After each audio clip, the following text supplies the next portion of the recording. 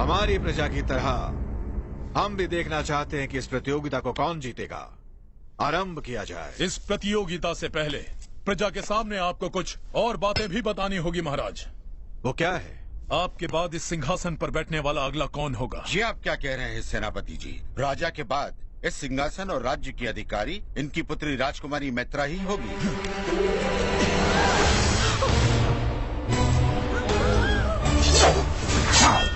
आज्ञा दीजिए महाराज। रुक जाओ भैरव, तुम्हारा इतना दुस्साहस, इसका कारण क्या है रणदेव?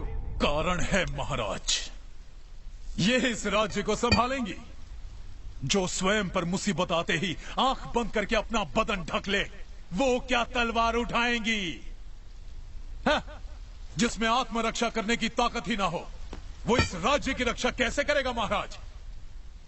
हमारी सीमा पर शेर खान डेरा डालकर बैठा हुआ है, हमारी प्रजा डरी हुई है, थर थर कांप रही है। ऐसी स्थिति में प्रतियोगिता होनी चाहिए, ये जानने के लिए नहीं कि राजकुमारी के लिए अच्छा पति कौन है, बल्कि ये जानने के लिए कि अधिक साहसी कौन है। ये जानना भी अधिक आवश्यक है महाराज कि सिंहासन का उत्तराधिकारी कौन होगा।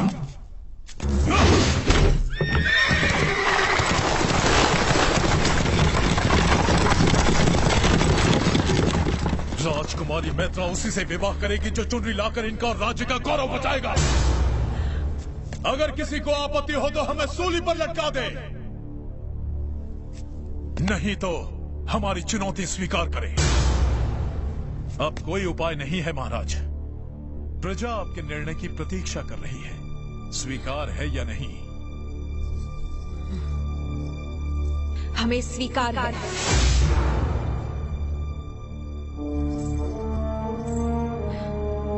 परंतु एक शर्त हमारी भी है। क्या है वो? जो भी पराजित होगा वो ये राज्य छोड़कर जाएगा। क्या बात है, हमें हराएंगी, राज्य से बाहर निकालेंगी और विवाह उससे? वो यहाँ जीवित लौटेगा तब ना। किंतु मैं इन्हें यहाँ जीवित लेकर आऊंगा राजकुमारी। आप अपनी आंखों से देखिएगा, जब शर्म के मारे ये इस राज्य को छोड़कर जाएंगे तो लोग इन पर थूकेंगे।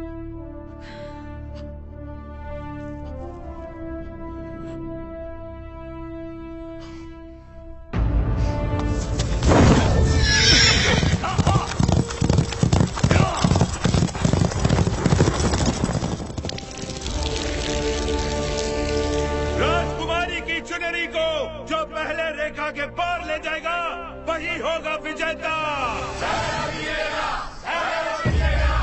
राज्य की सारी प्रजा चाहती है कि भैरव ही जीते महाराज, तो भैरव अवश्य जीतेगा। हाँ जानते हैं, लेकिन यही तो हमारी समस्या है।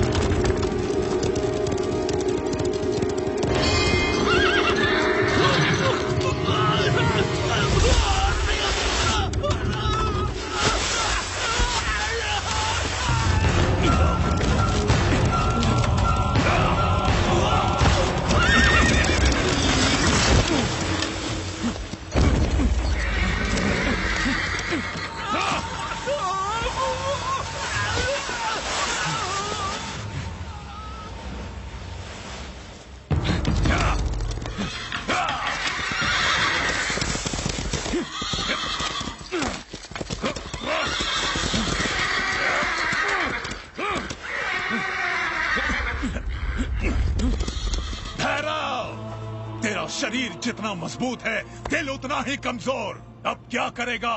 चक्रव्यूह में फंस गया तू। अब तू घोड़ों के प्राण बचाएगा या राजकुमारी की आन? निर्णय तेरे हाथ में है।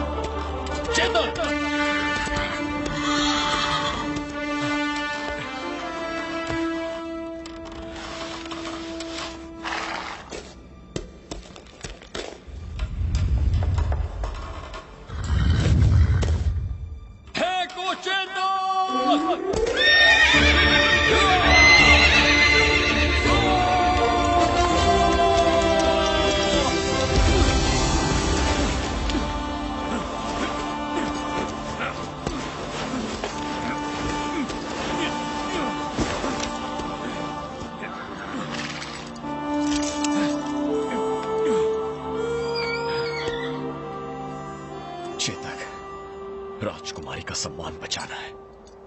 ये तुम्हारी और मेरी, हम दोनों की अग्नि परीक्षा है। चलो।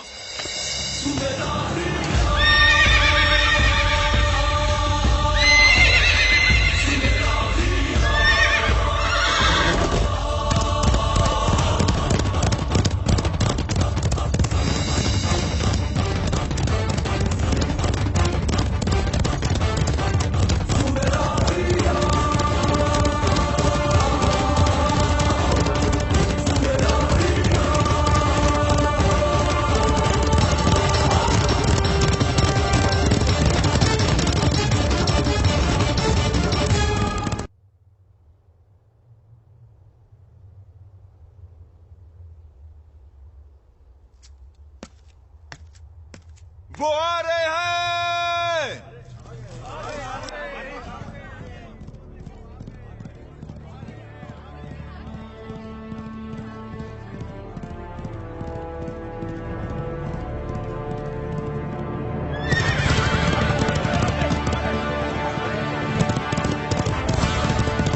मैत्रा हमारी है। चुनरी तो सेनापति के हाथ में है, पर जीतेंगे भैरव ही।